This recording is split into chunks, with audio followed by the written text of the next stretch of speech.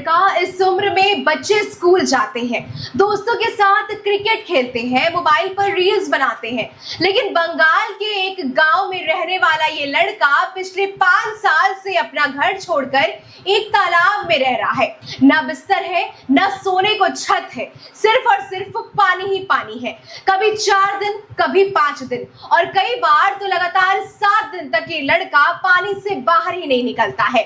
और वजह जो सामने आई है वो आपको हिला कर रख देगी। इसका कहना है कि पानी से बाहर आते ही इसके शरीर में ऐसी जलन होती है कि लगेगा कि जान निकल जाएगी। नाम है इकबाल शेख। आज हम आपको बताएंगे इस पूरे मंजर का असली सच क्या है, विज्ञान क्या कहता है, और सबसे बड़ी बात, जब पूरा देश इसका वीडियो देख रहा है तो सरकार और सिस्टम आखिर कहां है। चलिए शुरू करते हैं। नमस्ते, मेरा नाम सौम्या है और आप संपन्न भारत देख रहे हैं। ये कहानी है पश्चिम बंगाल के मुर्शिदाबाद जिले के बेलडांगा इलाके की। यही का रहने वाला है 16 साल का इकबाल शेख। रिपोर्ट्स के मुताबिक आज से करीब 5 साल पहले जब इकबाल की उम्र महज 11 साल थी, तब उसने घर से बाहर ज्यादातर वक्त बिताना शुरू कर दिया था। धीरे धीरे ये सिलसिला इतना बढ़ता गया और आसपास के तालाब उसका ठिकाना बन गए। अब हाल में ये खबर आई कि इकबाल बेलडांगा के अलग अलग तालाबों में लगातार कई दिनों तक डूबा रहने का ये मंजर चालू रहा। कभी 4 दिन, कभी 5 दिन, तो कभी कभी 1 हफ्ते तक वो पानी से बाहर ही नहीं निकलता था। और जब भी वो पानी से बाहर निकलने की कोशिश करता है, उसके मुताबिक उसके शरीर में इतनी तेज जलन होने लगती है कि वो तड़प उठता है। जैसे ही वो वापस पानी में जाता है, उसे बेहद राहत महसूस होता है। यानी जो पानी आमतौर पर लोगों के लिए ठंडक और सुकून की वजह होता है, इकबाल के लिए वो जिंदा रहने की एक शर्त सी बन चुकी है। लगातार पानी में रहने की वजह से इकबाल की त्वचा पर साफ असर दिख रहा है। रिपोर्ट्स के मुताबिक उसकी त्वचा सफेद पड़ चुकी है और उंगलियों की हालत भी बिगड़ने लगी है। इकबाल का परिवार आर्थिक रूप से बेहद कमजोर है। ना प्राइवेट अस्पताल का खर्च उठा सकते हैं, ना किसी बड़े विशेषज्ञ डॉक्टर को दिखाने की हैसियत रखते हैं। और ये सबसे चौंकाने वाला तथ्य है कि इकबाल एक बार इलाज के लिए स्थानीय ब्लॉक प्राइमरी हेल्थ सेंटर भी गया था, लेकिन वहां से उसे कोई ठोस मदद नहीं मिली। जागरूकता और सही मेडिकल गाइडेंस की कमी है। इकबाल का परिवार इस पूरी स्थिति को जिन्न या फिर परी की अदृश्य शक्तियों का साया मान बैठा है। ध्यान दीजिए, ये सिर्फ परिवार का दावा है, इसकी कोई भी वैज्ञानिक या चिकित्सीय पुष्टि अभी तक सामने निकलकर नहीं आई है।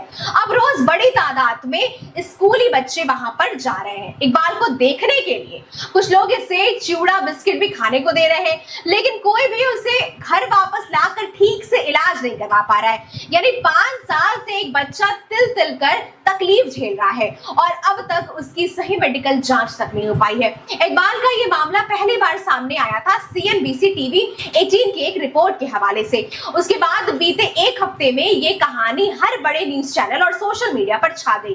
चाहे वो आज तक हो, न्यूज 24 हो, टाइम्स ऑफ भारत हो, जैसे आउटलेट्स में ये सारी चीजें जो है निकलकर सामने आई थी। इंस्टाग्राम रील्स में इकबाल के तालाब में बैठे वीडियोस लाखों बार देखे जा चुके हैं। सोशल मीडिया पर रिएक्शन 2 हिस्से में बटा हुआ है। एक तरफ लोग इसे सुपर नेचुरल एंगल से देख रहे हैं, तो एक तरफ जिन्न, परलौकिक शक्ति जैसी बातें भी निकलकर सामने आ रही है, जो कि ट्रेंड बन चुकी है।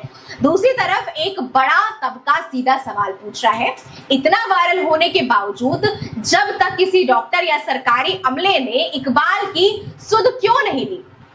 यही वो बड़ा सवाल है जो असल मुद्दा बन बैठा है।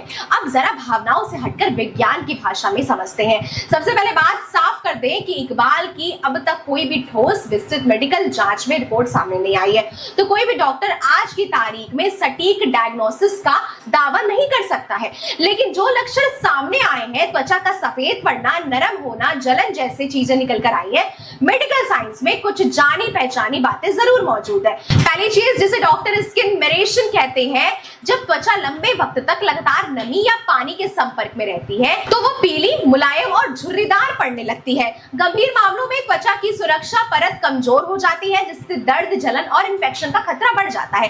लेकिन असली पहेली यही है, मेरेशन ये नहीं बताता है कि पानी से बाहर आते ही जलन क्यों शुरू हो जाती है और पानी में जाते ही राहत क्यों मिलती है।